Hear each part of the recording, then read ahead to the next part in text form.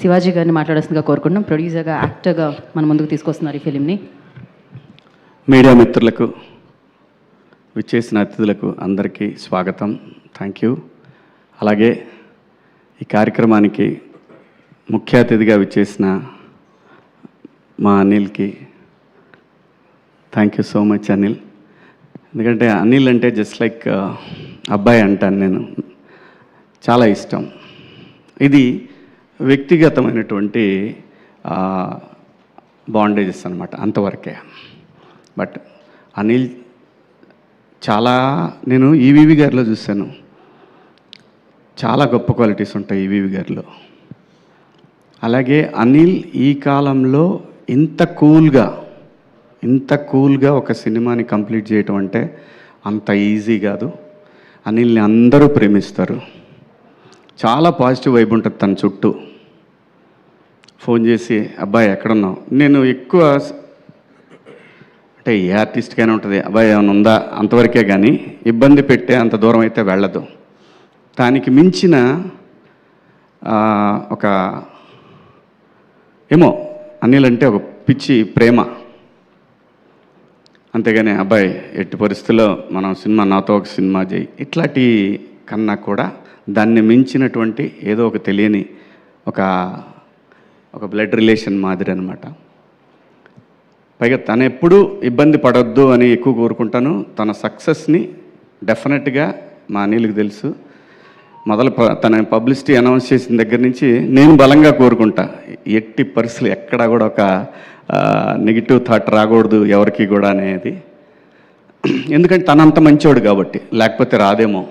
తనంత మంచివాడు, మంచి టెక్నీషియన్, మంచి టాలెంటెడ్.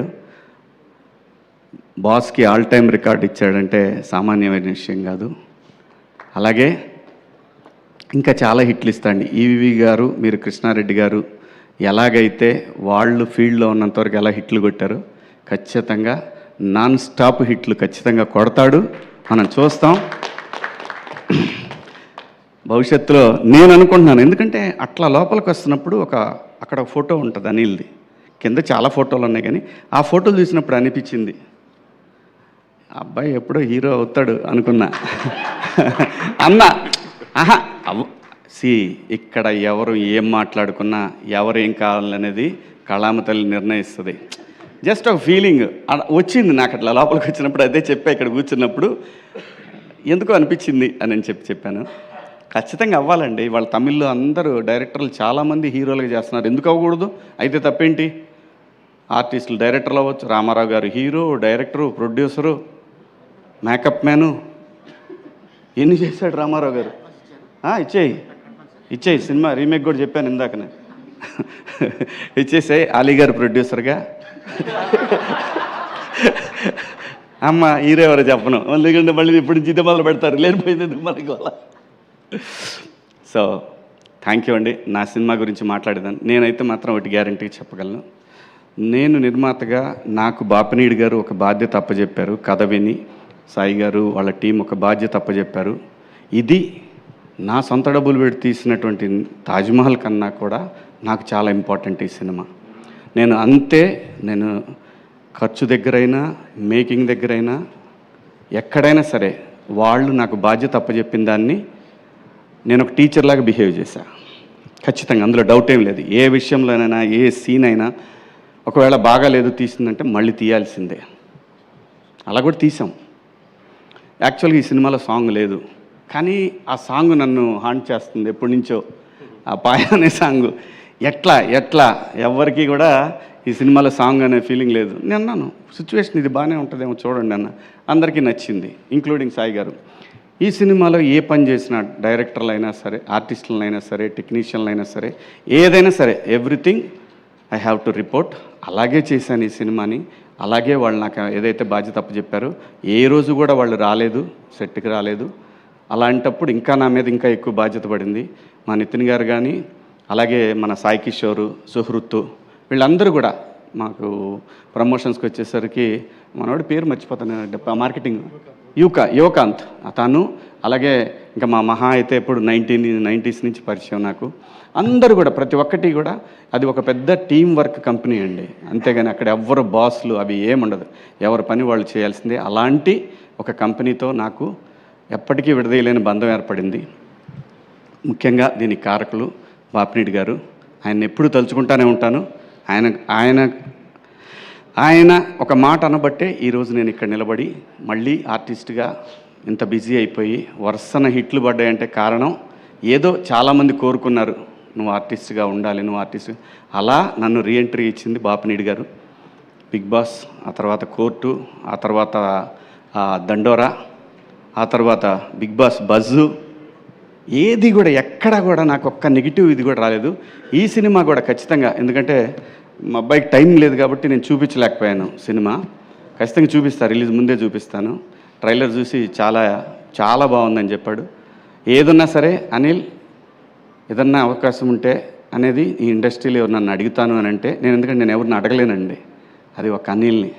అలాగే ఈ సినిమాలో ఒక సాంగ్ కోసం నేను చాలా ఆలోచించాను, కానీ సడన్గా బండ్ల గణేష్ అన్న అనే థాట్ వచ్చిందంటే మా అబ్బాయి రిక్కీ థాట్ అనమాట అది.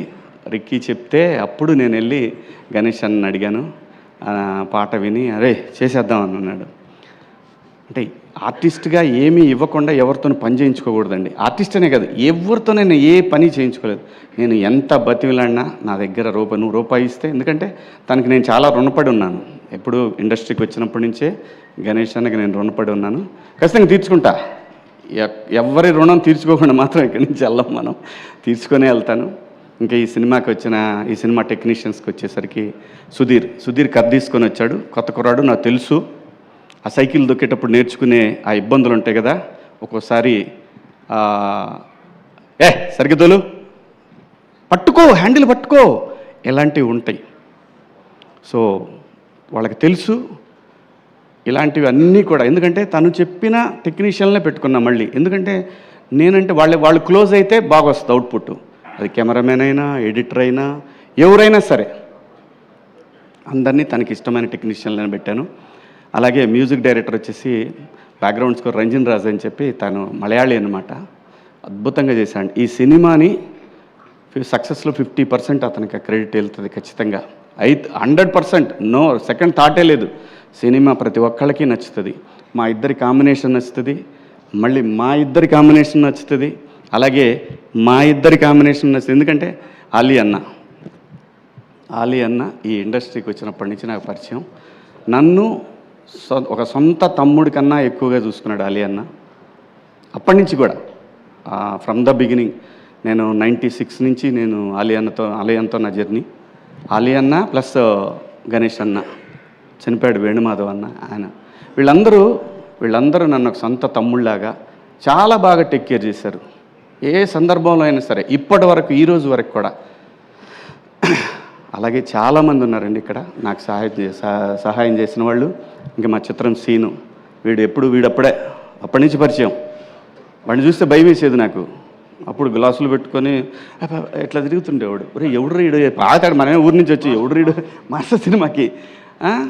అలాగే బబ్లు, ఇంకా ధనరాజ్ ఆడు, అది తర్వాత లాస్ట్లో చెప్పాలి, పెద్ద ఆయన పేరు ధనరాజ్.